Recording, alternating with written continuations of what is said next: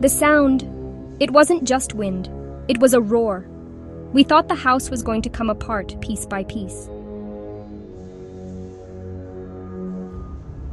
That was the sound of Typhoon Uwan, a storm of immense power that carved a path of destruction across the Philippines in November 2025.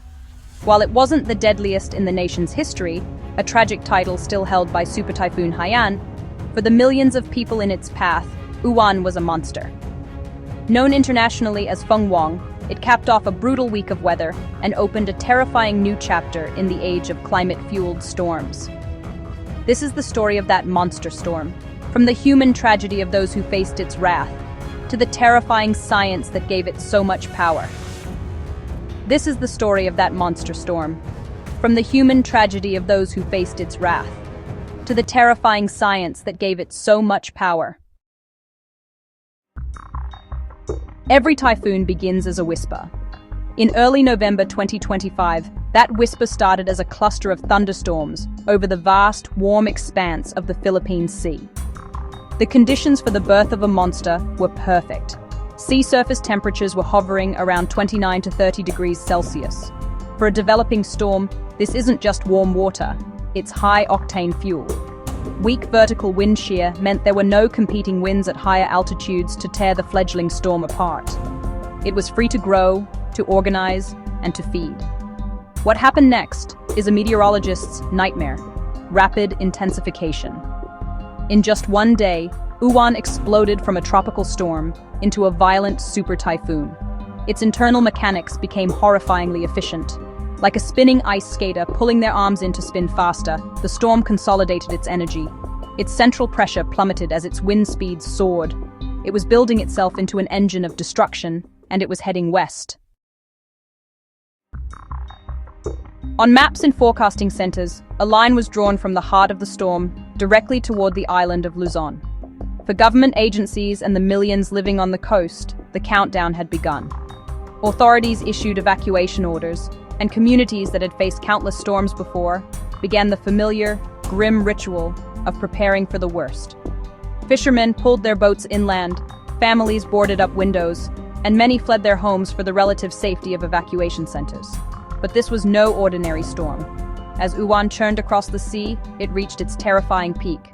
The Joint Typhoon Warning Center clocked its 1-minute sustained winds at a furious 215 kilometers per hour. Gusts tore at the ocean's surface at over 230 kilometers per hour. It's easy to think that a 200 km/h wind is just twice as destructive as a 100 km/h one. But that's not how it works.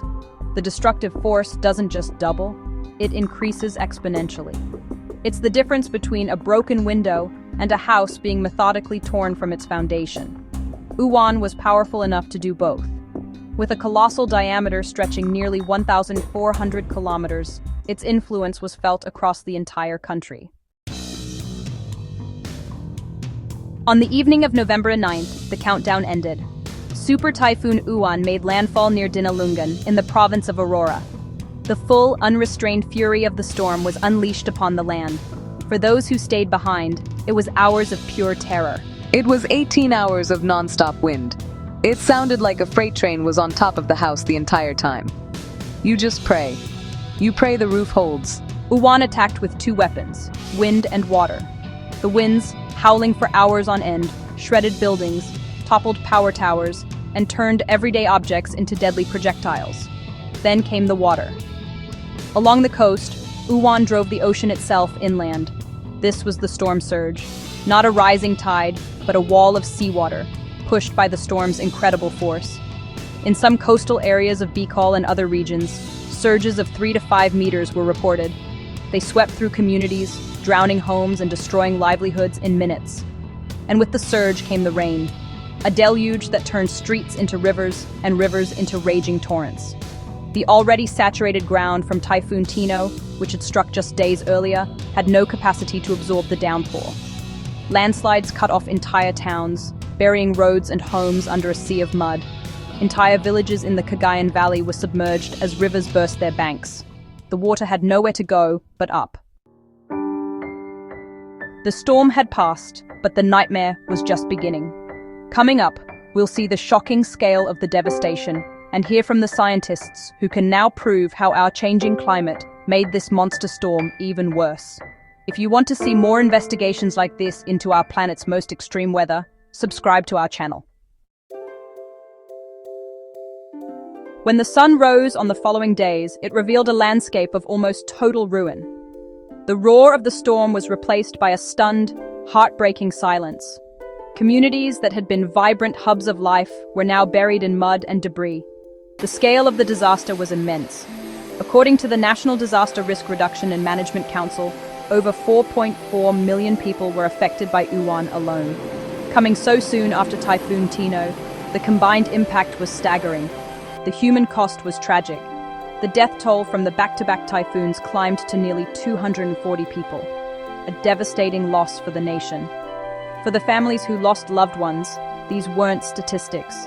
They were shattered worlds. The damage to property was crippling. Across the nation, nearly 7,510 homes were completely destroyed by Uwan and Tino, with over 35,000 more sustaining damage, leaving tens of thousands of families homeless overnight. Power, water, and communication lines were severed, isolating communities and complicating the desperate search and rescue efforts. Damage to agriculture from Uwan alone soared to over 3.2 billion pesos, crippling local economies that would take years, if not decades, to recover. For so many, the loss was deeply personal. A fisherman staring at the splintered remains of his boat, his only source of income.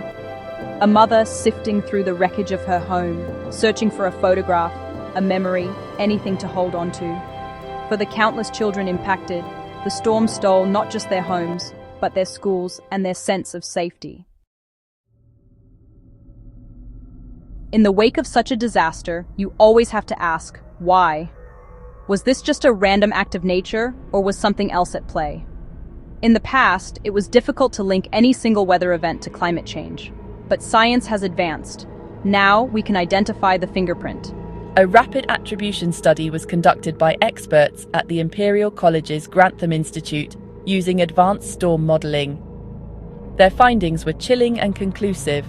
Human-caused climate change made Typhoon Uwan significantly more destructive.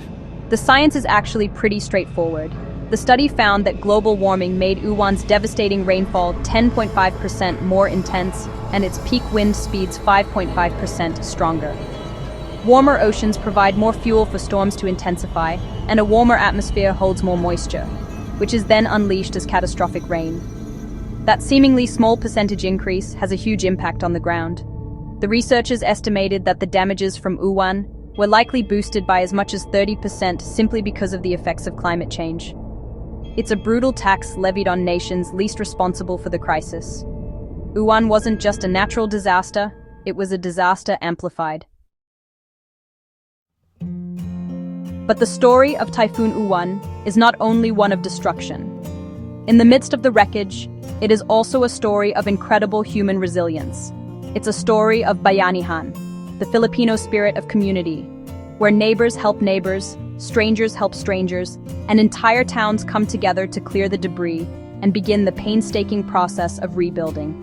The storm was a brutal lesson.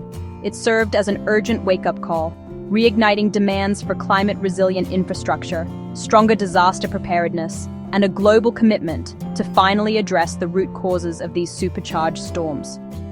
Typhoon Uwan did not have the historic death toll of Haiyan, but it provided a terrifying preview of our future in a warming world. Its rapid intensification and sheer size are hallmarks of the new generation of storms that science has long predicted. It's a stark reminder that the storm of the century isn't a once-in-a-lifetime event anymore. For the survivors of Uwan and for all of us, the question is not if a storm like this will happen again, but when.